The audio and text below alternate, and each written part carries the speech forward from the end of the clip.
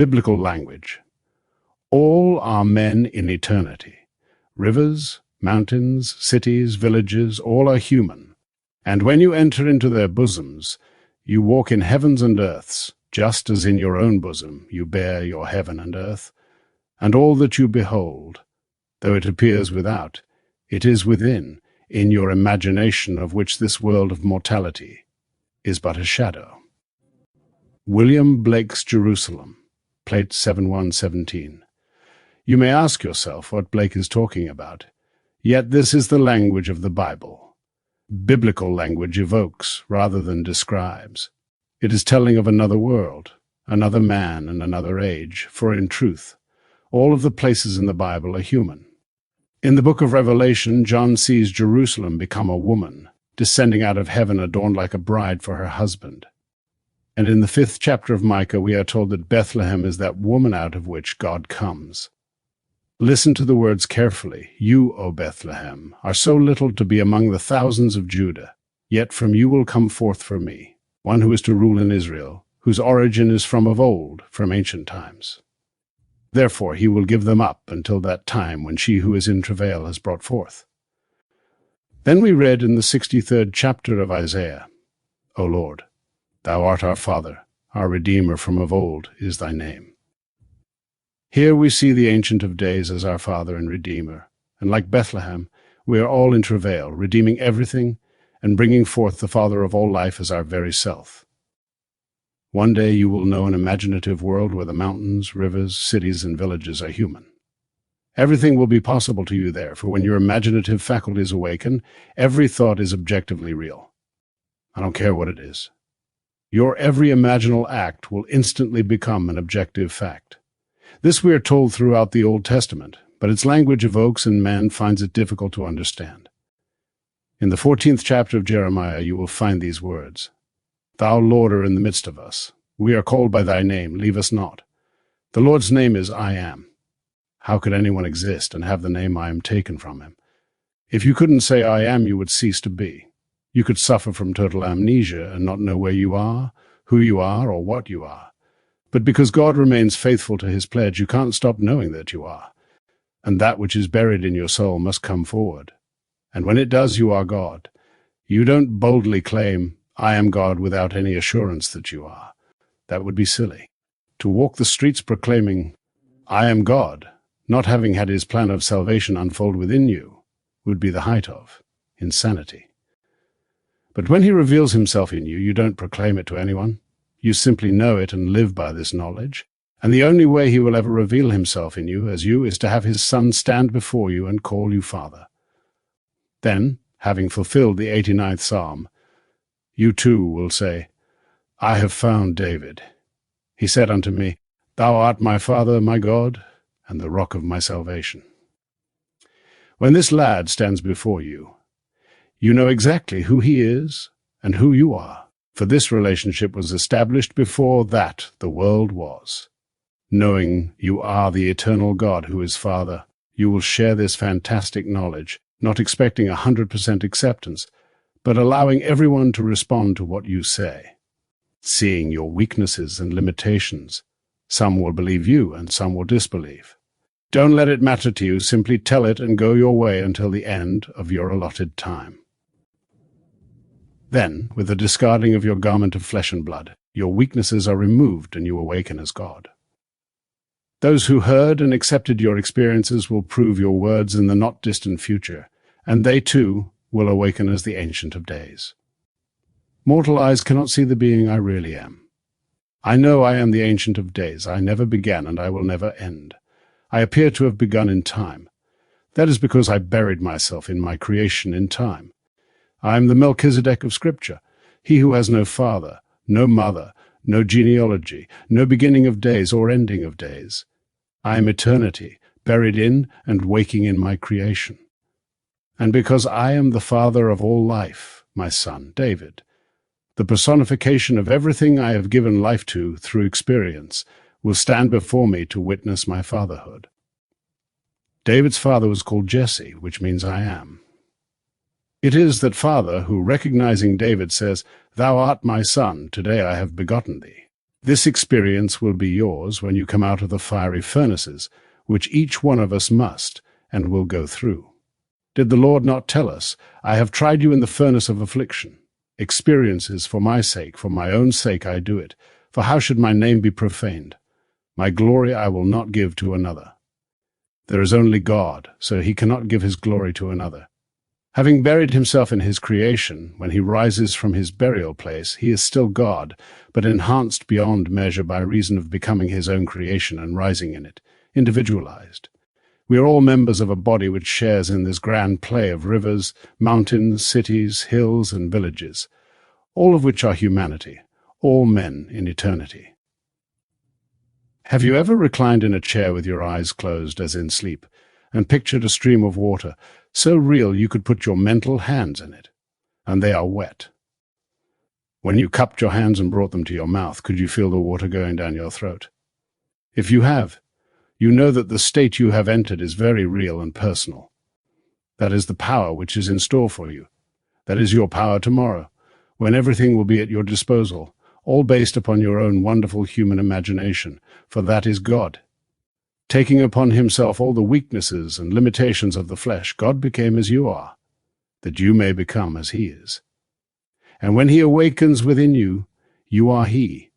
If you will believe in your own wonderful imaginative world, everything will be under your control, but everything.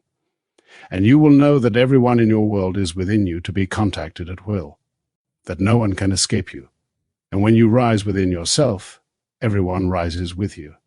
That is the story of Scripture. While you are here, you can test your creative power based upon your desires. You may desire something you think you cannot afford, or you don't have the time or the know-how to enjoy it. You can think of 1,000 reasons why its possession is impossible, but hearing that imagination creates reality, you can imagine you have it. But to imagine is not enough. You must have faith enough in your imaginal act to believe in its reality. When you imagine you are the person you want to be, you must firmly believe you already are it. Then wait in faith for your assumption to appear in your world, for that imaginal act has its own appointed hour. It will ripen and flower. If it seems long to you, wait, for it is sure and will not be late. The link between your imaginal act and its fulfillment is your faith, which is nothing more than your subjective appropriation of your objective hope. Hoping your desire, subjectively appropriated, is true. Faith is your link to its objectivity. Act as God, and simply let it be so. God said, "Let there be light, let the sun appear, let the moon appear." After his imaginal act, God let everything appear, sustaining it by faith, knowing that without faith it is impossible to bring it to pass. Faith is the assurance of things hoped for, the evidence of things not yet seen. If you have faith in the reality of your imaginal act, it must objectify itself in your world. Now, in order to really understand Scripture, you must have some knowledge of the experiences recorded there, because they are not of this world. The Bible speaks of the new man who is in you. It is that man of spirit that I am appealing to, as he can believe in the reality of an imaginal act. The outer you knows a reality which it can touch, see, and hear. Its belief is based upon the evidence of its 5 senses and reason. But I am appealing to the Christ in you, who is your own wonderful human imagination and one with the Lord. This magnificent creative power is buried in you and will rise in you, not as another, but as your very self. This will be done when the wall of perdition, which divides the two of you, is broken down. If I speak of him, I am implying the existence of two, but when I say I am speaking of only one. So Christ becomes one with me by becoming my very self. But I will not know that I am he until I have experienced everything Scripture tells me only happened to him.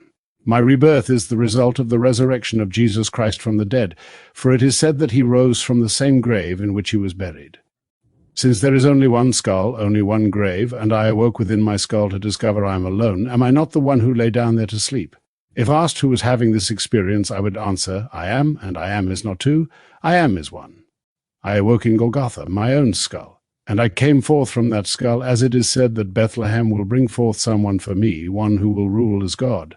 Try ruling as God, knowing that all things are possible to your imagination. Imagine something that your reason and senses deny, and see if it works.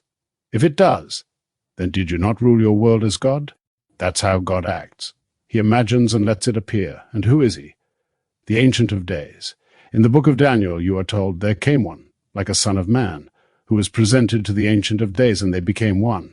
The word translated, son of man, is the Aramaic for the word I, or one. That's all it means. So when Jesus uses the word Son of Man, he is designating his function as the mediator between the world of man and the kingdom of God. In the book of John, he says, O Holy Father, I have made known unto them thy name, the name thou gavest me. Here he tells you the name is Father, saying, Holy Father. Now he wants something else. May the love with which thou hast loved me be in them and I in them, for the Holy Father wears the body of love. When you step into the presence of the Ancient of Days, you see God in the human form divine, which is infinite love. And when he incorporates you into himself through an embrace, you fuse with love thereby, becoming the Ancient of Days. You know this because you feel it, but love cannot be seen with mortal eyes, and when you tell your story, those who hear you will say, you, why, you are not yet 50. In the speaker's case, they would say, you are not yet 70, yet you know Abraham. And I would answer, before Abraham was I am. They would then pick up stones to stone me with the facts of life, your birth certificate, place of birth, your social, intellectual, and financial backgrounds are all catalogued, all available as stones to be thrown when you dare to claim that you are known by one who as a forefather lived unnumbered centuries ago, one who not only rejoiced to see your day but saw it and was glad. To claim that you not only know him but came before him does not make sense but is true. That which has no origin buried itself in that which began in time, in order to raise that which began in time to its own level, which has no origin. Here we find the story of Nebuchadnezzar and Melchizedek all rolled up into one. Nebuchadnezzar was an insane king, just like man in this world. And Melchizedek, who has no father or mother, no origin, no beginning or ending in time, is buried within Nebuchadnezzar. Rising in that which began in time, he transforms time into eternity. Here again we have the story of the coming of the Father. To find the Father of all life is all that is worthwhile. What else is worth finding? To find $1 million would be wonderful for the moment, but one day the money will be gone, for everything dies here. Even the very heavens are dissolving. But your imagination cannot dissolve, for he is the Father who was before that the world was.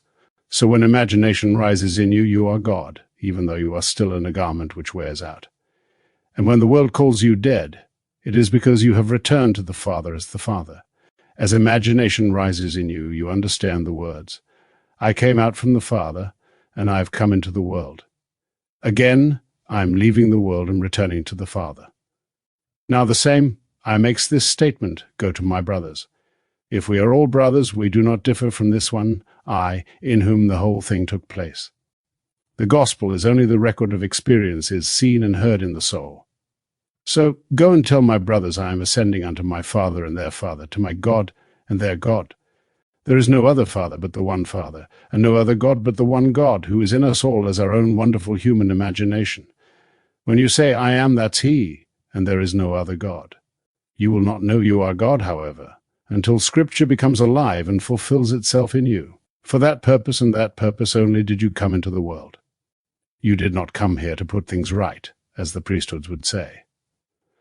This world is a schoolroom where man is searching for his Father, and how long, vast, and severe the anguish before he finds his Father is long to tell. I do not know when God will awaken within you, but I do know that he will. And then you will see the reason behind it all. So leave the world just as it is and make no attempt to change it. Every day politicians are trying to change the world. We have many who claim to be our saviors, yet each, like the Hitlers and the Stalins of the world, have clay feet.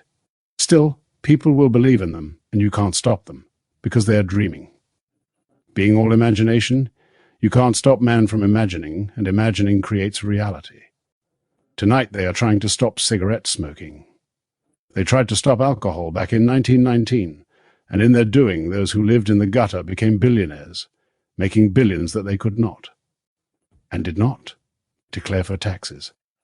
Al Capone made $130 million net a year for 14 years without paying taxes. They got him for a few thousand on some small infraction, but what happened to the $130 million a year? So, the do-gooders will do it all over again. Now they are going to start banning cigarettes. and instead of receiving $6 billion in taxes from the industry, the money will go into the hands of those who will see to it that those who want cigarettes get them. Man never learns his lesson. I can remember Prohibition well. I came to New York City in 1922 and remained there until 1952, so I know New York City well. Old man Rockefeller, the one who really made the fortune, owned about 6 blocks between 5th and 6th Avenue.